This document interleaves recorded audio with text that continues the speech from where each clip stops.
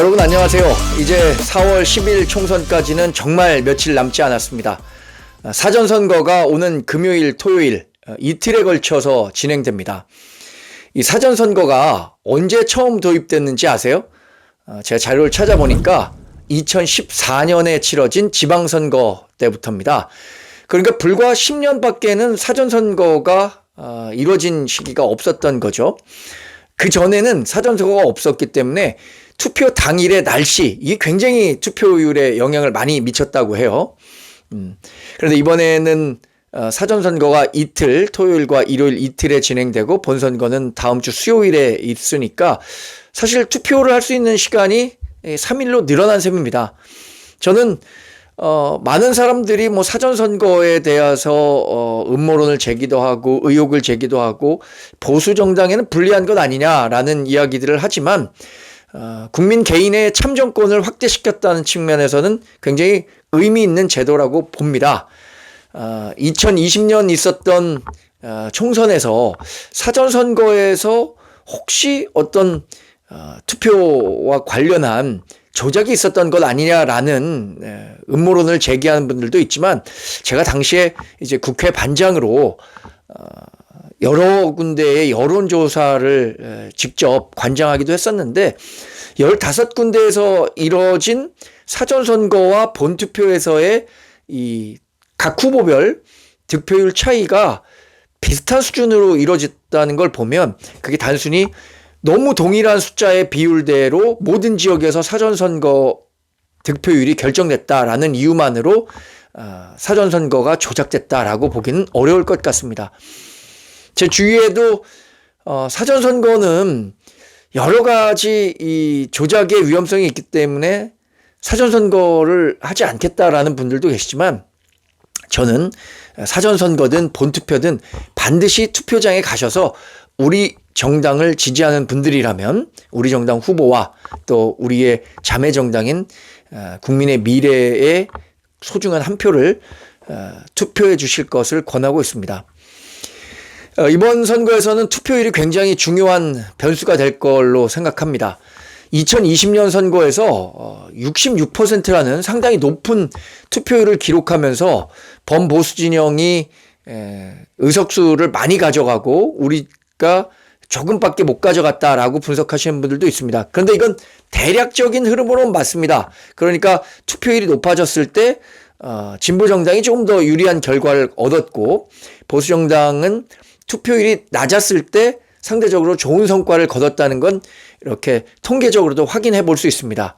그 원인을 놓고 보면 보수정당을 지지하는 분들은 우리 보수정당의 성패와 상관없이 그러니까 선거에서 승리할 것이냐 패할 것이냐와 상관없이 꾸준히 자기의 이 참정권을 행사하기 위해서 투표장으로 임했는데 민주당이 강세를 보이거나 약세를 보이는 거와 상관없이 우리 정당은 그런 꾸준한 애정을 보여왔다는 거죠. 투표에. 그런데 민주당 지지자들 가운데 상당 부분은 민주당이 선거에서 패할 것 같으면 아예 투표장에 가지 않는 비율이 높았습니다. 대표적인 경우가 2008년에 있었던 총선이었는데 이때 당시에 노무현 정부 실정에 대한 심판론 또 2007년 대선에서 우리 정당 대통령 후보가 압승을 거두면서 우리 정당이 상당히 선전할 거라는 기대감이 커졌고 민주당 지지자들은 이런 그 실망감에 투표장에 가지 않으면서 46%인가 밖에 되지 않는 낮은 투표를 보였습니다. 근데 저는 왜 투표장에 이렇게 가야 된다고 말씀드리고 또 한동훈 비대위원장도 오늘부터는 사전선거에 적극적으로 임해줄 것을 요구하고 있냐? 이건 우리 편을 결속시키기 위한 겁니다. 적어도 우리의 메시지를 듣는 사람들, 제 유튜브 방송을 보시거나 한동훈 비대위원장이 현장에서 하는 현장 유세를 들으시는 분들은 우리 편일 가능성이 높죠. 그러니까 그 우리 편은 반드시 투표에 임해야 한다는 겁니다. 사실 이번 선거는 지난 윤석열 대통령을 선출하기 위한 대선과 2년 전에 있었던 지방선거, 이 윤석열 대 이재명 이 3라운드의 최종 성패가 달려있다라고 할 정도로 각 진영이 똘똘 뭉쳐 있는 상태입니다. 그런데 그 똘똘 뭉친 정당 결집력이 띠가 더 높은가에 따라서 박빙 지역에서의 승패가 나뉠 가능성이 큽니다. 한동훈 비대위원장이 처음으로 전국 55곳에서 박빙 승부를 벌이고 있다고 했죠.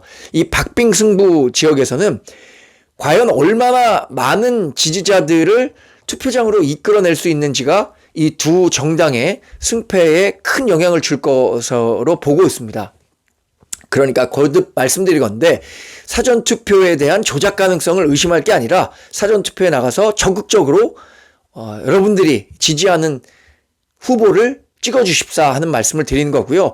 이번에는 사전투표에 대한 관리 감독 훨씬 더 엄격하게 할 거고 또 수개표를 하겠다라고 약속을 드렸죠. 그러니까 사전선거에 대한 음모론에 빠질 것이 아니라 적극적으로 사전선거에 나가서 여러분들이 지지하는 후보, 그러니까 대한민국을 지속 가능한 선진화로 이끌 후보가 누구인지를 뽑아주시면 됩니다.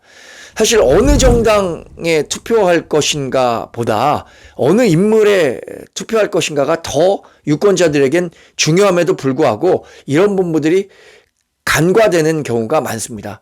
그래서 다시 한번 여러분들 가정에 배달된 공보물을 꼼꼼히 확인하시고 어느 정당 소속인지가 아니라 어느 후보가 우리 지역을 더 발전시킬 수 있는 후보인지 판단해 주시기 바라고요.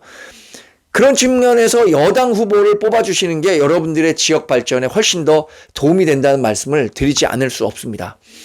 이번 선거가 정권 심판론이라는 프레임이 크게 작용하면서 우리 정당이 쉽지 않은 상황으로 몰리고 있는 것은 많은 분들이 걱정하고 말씀하시고 있습니다. 그러나 우리가 위축될 것이 아니라 우리가 나가서 뽑으면 이 사람이 된다라는 정치적 효능감을 가지시고 투표에 적극 임해 주십시오. 그러면 높은 투표율에서도 우리 보수정당이 승리할 수 있다는 공식을 이번에 보여줄 수 있을 것으로 생각합니다.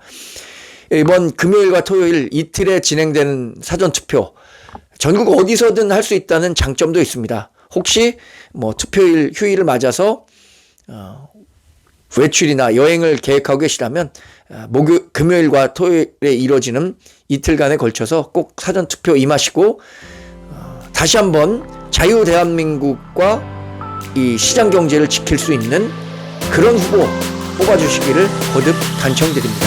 고맙습니다.